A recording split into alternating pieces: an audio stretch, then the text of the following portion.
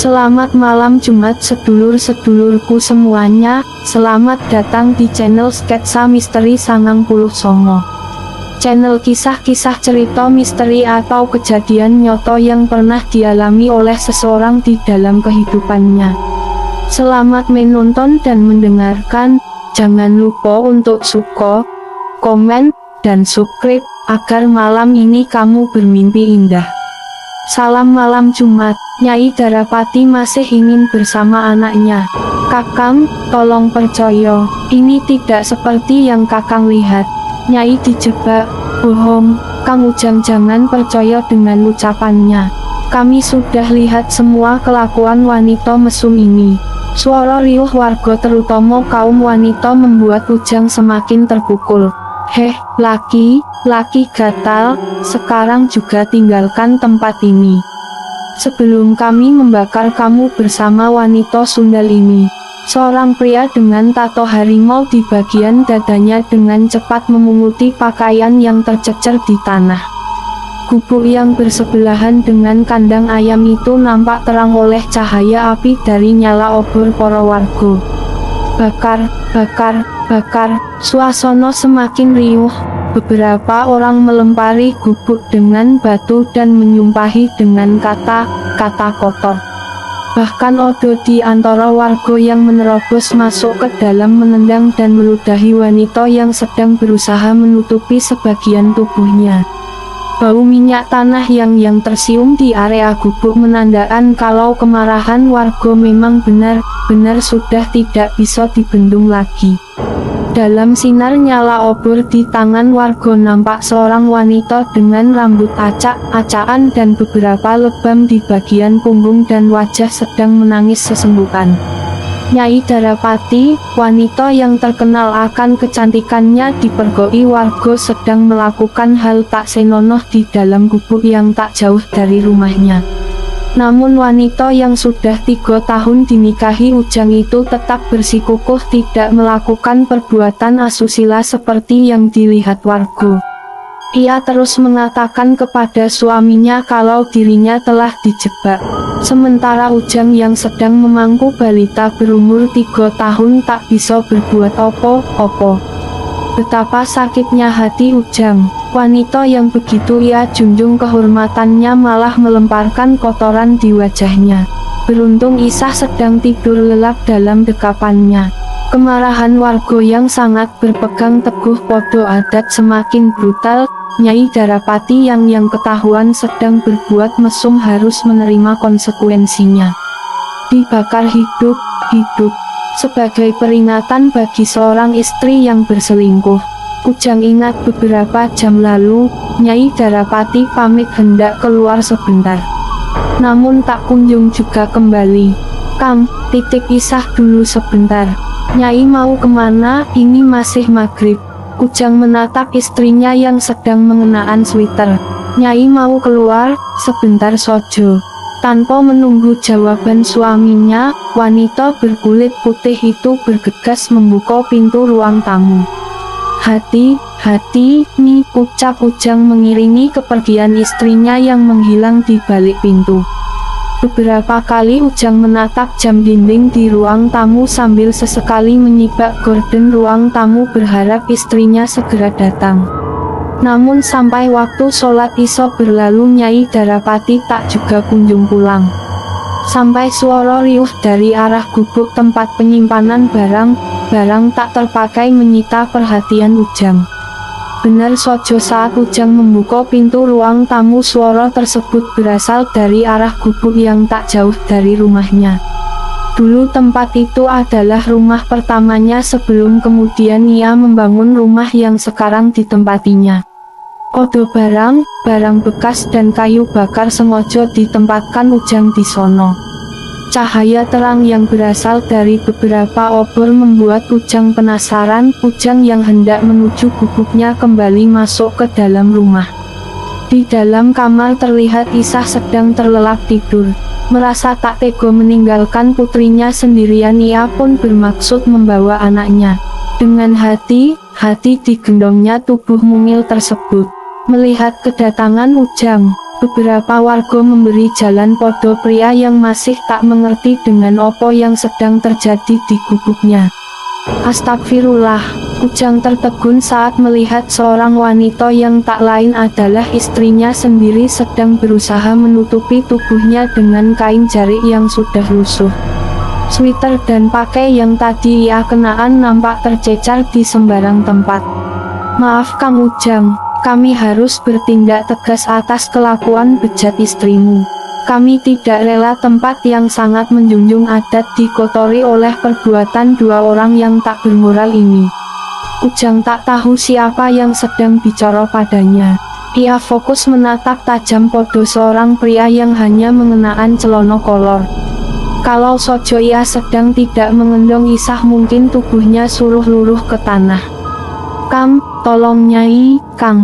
Tubuh yang terlihat lemah itu merangkak menuju pintu gubuk, namun seorang warga dengan cepat menutup pintu yang terbuat dari bilah bambu. Mengunci Nyai Darapati dari luar. Kang, buka pintunya, Nyai takut, Kang. Dari selo jeruji jendela tangan wanita yang terkurung dalam gubuk itu melambai ke arah Ujang yang sedang mundur beberapa langkah. Tunggu opo lagi, bakar sekarang juga sebelum hujan turun, teriak seorang wanita. Burer, beberapa warga melemparkan obor ke arah gubuk yang dengan cepat disambut oleh minyak tanah di sekitar gubuk. Kang, Nyai bersumpah akan membuktikan kalau Nyai tidak bersalah. Jeritan Nyai Darapati di antara kobaran api yang melalap gubuk beratapkan daun rumbia. Api berkobar dengan diiringi suara kayu yang terbakar. Kandang ayam pun menjadi santapan si jago merah. Suara ayam membuat keadaan semakin riuh. Apa yang dilihat Ujang malam ini telah membuat hatinya hancur berkeping-keping. Rasa sakit bercampur jijik begitu menguasai akal sehatnya. Tak ingin melihat pemandangan di depannya, Ujang pun meninggalkan kerumunan warga. Dengan erat didekapnya tubuh mungil yang sedang tertidur lelap. Astagfirullah, mengapa kalian semua main hakim sendiri? Langkah kaki Ujang terhenti saat mendengar suara seorang pria yang baru datang. Maaf, Pak Kades, kami lakukan ini semua karena kelakuan wanita sundal ini sudah tak bisa ditoleran lagi. Jawab beberapa warga. Iya, saya paham. Tapi alangkah baiknya kalau kita beri kesempatan untuk pelaku memberi pembelaan, ucap Pak Kades membuat sebagian warga menunduk. Sekarang cepat padamkan apinya, cepat. Biarkan saja wanita murahan itu menjadi abu. Oh, opo Bapak masih penasaran dengan mantan kembang desa itu? Bukan begitu, Bu. Petik loro, duel, suara guntur disusul cahaya kilat membelah langit malam. Tak lama kemudian hujan pun turun dengan begitu deras. Para warga berhamburan meninggalkan lokasi yang beberapa jam lalu jadi saksi bisu jeritan seorang wanita yang terbakar hidup. Ujang berusaha mencapai rumah agar isah tak kehujanan. Dengan susah payah Ujang berusaha memejamkan matanya. Semakin malam hujan semakin deras. Cahaya kilat di luar rumah seperti ingin menerobos masuk lewat kaca jendela kamar. Ujang menatap wajah polos yang sedang lelap dalam boyan mimpi. Beberapa kali lelaki yang baru saja kehilangan istri itu menguap dan tertidur di samping putrinya. Nyai, Ujang terbangun saat mendengar suara isak tangis seorang wanita begitu dekat di telinganya. Nyai, kaukah itu? Bukannya Nyai es, sudah. Ujang beberapa kali mengucek matanya, berharap itu hanyalah mimpi. Namun wanita yang sedang duduk di pinggir tempat tidurnya malah semakin terlihat nyata. Ya, wanita itu adalah istrinya yang beberapa jam lalu menjadi korban amuk warga. Tapi tubuh wanita yang seharusnya terbakar itu nampak utuh, hanya rambutnya saja yang terlihat basah. Dengan perasaan yang setengah sadar, Ujang berusaha untuk bangun. Tangannya gemetar bermaksud menyentuh wajah wanita yang sedang menunduk. Sambil terisak, namun saat jemari Ujang hampir menyentuh sosok yang mirip dengan Nyai Darapati, tiba terdengar suara lolongan anjing di luar kamarnya. Mulut Ujang menganga saat wanita yang ada di depannya menghilang begitu saja. "Nyai," Ujang memanggil istrinya sambil turun dari tempat tidur. Tidak, ia sedang tidak bermimpi. Tadi di samping tempat tidur ia melihat jelas sosok istrinya. Dalam kebingungannya tiba Ujang mencium sesuatu yang sangat menyengat. Bau daging terbakar, serak, serak, serak. Suara langkah kaki memakai sandal di ruang keluarga membuat Ujang mengerutkan kening. Ya Allah, siapa yang menyalakan televisi malam begini? Batin Ujang sambil menelungkupkan wajah di atas bantal. Cek, tiba lampu di kamar pun mati. Ujang mengangkat wajahnya dari atas bantal. Setakut apapun ia harus bisa melawannya. Odo Isah yang tidur di sampingnya dan ia paling tidak bisa tidur dalam posisi lampu mati. Ujang bermaksud mengambil senter di laci lemari dekat tempat tidurnya. Namun telinganya menangkap suara wanita sedang bersenandung. Perlahan Ujang memutar tubuh ke arah sumber suara yang berada tepat di samping putrinya. Dalam remang cahaya kilat yang berasal dari luar kamar, Ujang melihat sosok yang sedang berbaring di samping Isah. Tangan yang penuh luka bakar itu sedang mengusap rambut anaknya. Senandung lagu cicak-cicak di dinding terdengar pelan tapi cukup membuat bulu kuduk Ujang meremang. Nyai, Kakang." Suara yang terkesan berat itu membuat Ujang mematung. Seluruh tubuhnya terasa tak bisa digerakkan. Mulut Ujang bagai terkunci, lidahnya keluh begitu sulit untuk bicara. Bola mata Ujang seakan tak bisa dipalingkan dari sosok yang jaraknya hanya terhalang oleh tubuh Isah. Suara senandung itu kini terdengar lagi. Ujang melihat sebagian kulit pada telapak tangan yang terbakar itu mengelupas jatuh tepat di atas rambut Isah yang sedang dibelai oleh sosok mengerikan. Dalam hati Ujang berusaha membaca doa pendek yang ia hafal. Tiba lampu pun menyala kembali seiring menghilangnya sosok yang sebelumnya menyeringai. Tubuh Ujang melonjak saat mendengar suara pintu dapur dibanting dengan begitu keras. Sambil memegangi bagian dadanya yang bergemuruh kencang, Ujang terus membaca istighfar. Ujang memeriksa tubuh putrinya, namun keadaan Isah baik-baik saja, tak ada kotoran atau kulit makhluk mengerikan yang tadi ia lihat. Kembali telinga Ujang mendengar suara dari arah dapur, seperti orang sedang mencuci piring dengan diiringi suara air keran yang menyala. Aung, kak. Suara lolongan anjing dan burung gagak di luar kamar membuat Ujang kembali dicekam rasa takut. Ujang memeluk tubuh Isah. Di rumah yang besar dan megah ini kini ia hidup hanya berdua dengan putrinya. Apa yang harus Bapak katakan bila kamu bangun dan menanyakan tentang ibumu, Nak? Ujang bergumam dalam hati. Malam terasa begitu panjang. Ujang bermaksud untuk sholat malam, namun tangan Isah begitu erat memeluk lengannya. Samar terdengar suara kokok ayam pertanda malam sudah beranjak pagi. Dari arah musola terdengar kumandang adzan subuh.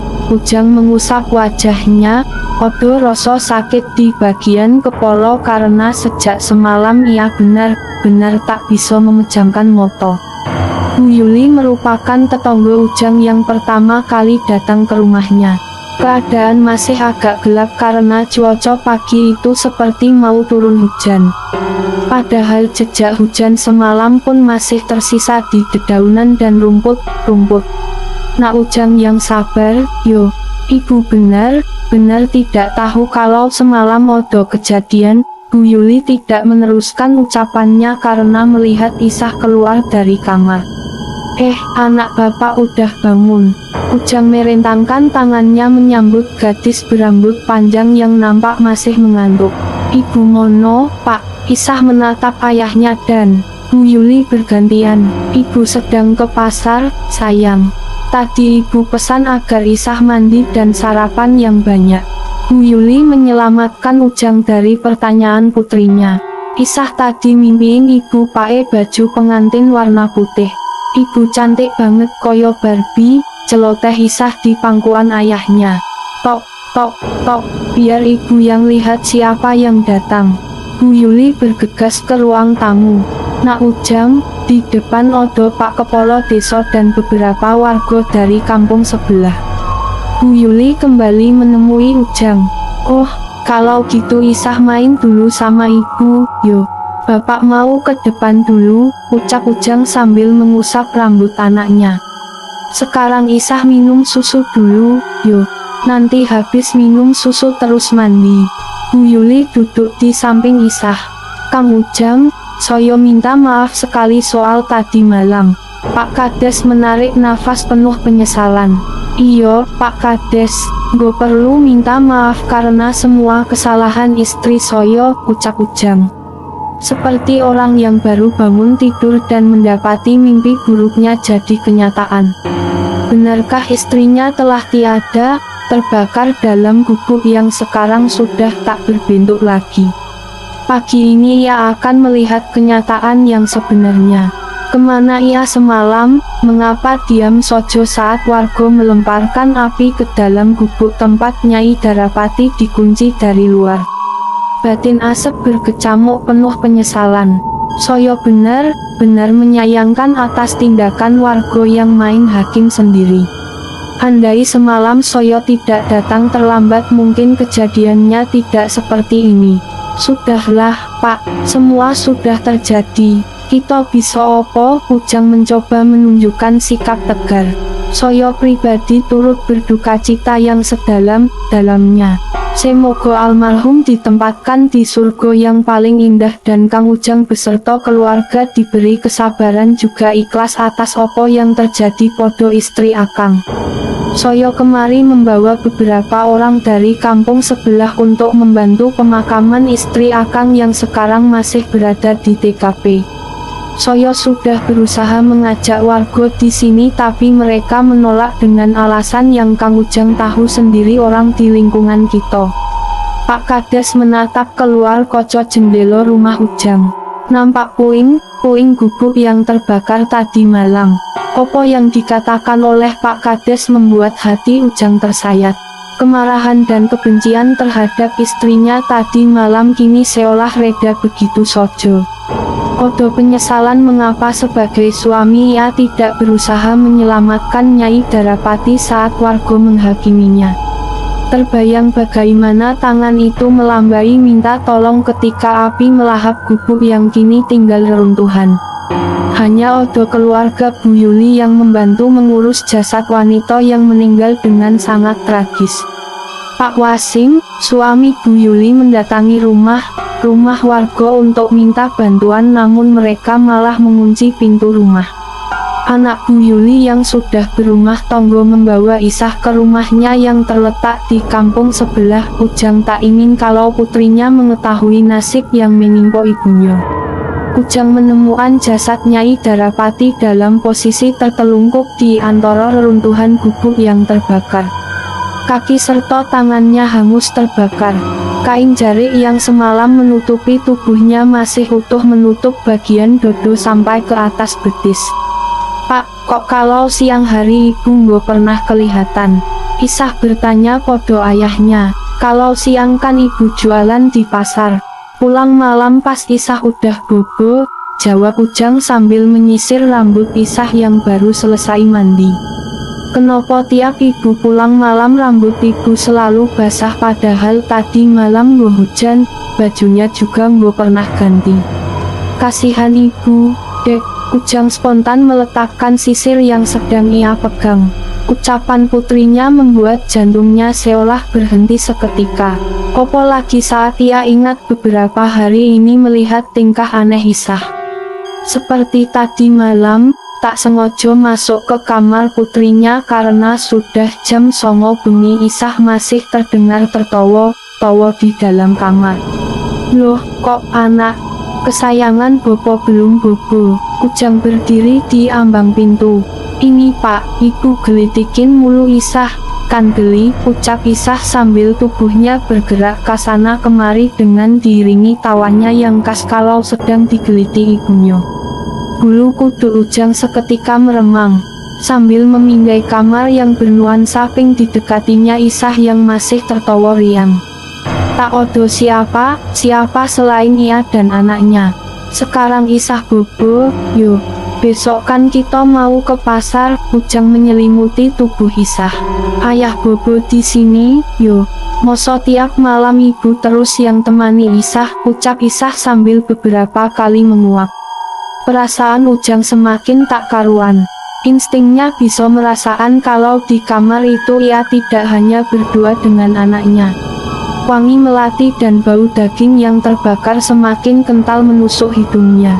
Ayo Pak, berbaring dekat Isah. Tuh lihat ibu udah bobo. Suara Isah membuat jantung Ujang semakin berpacu kencang. Dengan ragu, Ujang merebahkan tubuhnya di samping putrinya.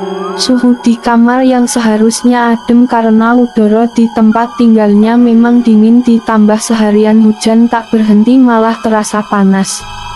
Cek, dalam kondisi yang menegangkan, lampu di kamar pun mati tepat saat Isah sudah terlelap.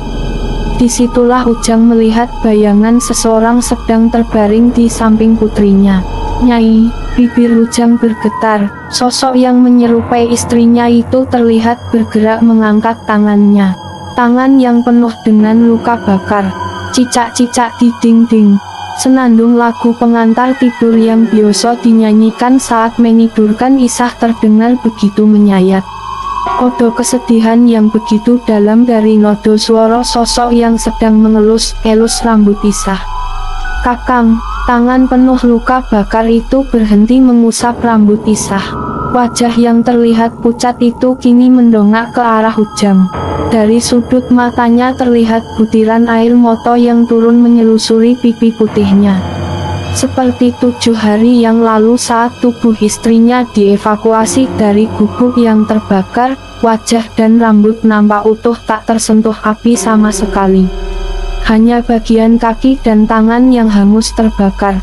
Benarkah wanita yang dulu menjadi kembang desa itu tak bersalah?